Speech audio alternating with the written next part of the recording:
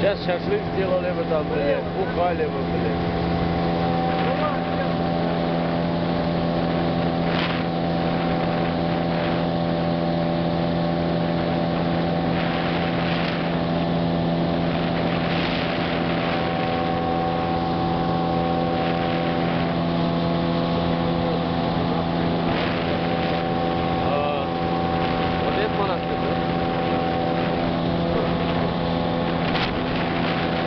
По-моему, старые дома, да, вот, они